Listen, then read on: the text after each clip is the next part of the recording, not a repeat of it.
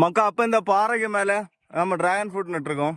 எப்படின்னு பார்த்தா இங்கே பார்த்தீங்களா, இது ஒரு பெரிய சின்ன சின்ன குண்டா இருந்து இந்த 2 இடமும் நம்ம சாக்கு போட்டிருக்கேன்.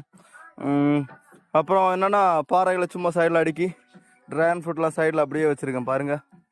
ஏன்னா அப்படியே கீழே அப்படியே தொங்கி போட்டு, அப்புறம் கீழே எல்லாம் கொஞ்சம் இதில் கிடந்த குப்பைகள் இங்கே கொஞ்சம் இதெல்லாம் கிளியர் பண்ணேன். அப்போது அப்படி கிளியர் பண்ணிகிட்டே வரேன்.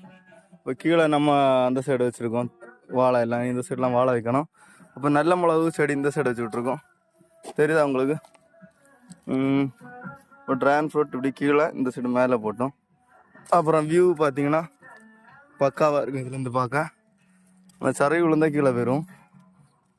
பார்த்தீங்களா, இந்த குப்பை எல்லாம் நான் 2 நாளுக்கு முன்னே தான் அடித்தேன் மிஷின் வச்சு எல்லாத்தையும்.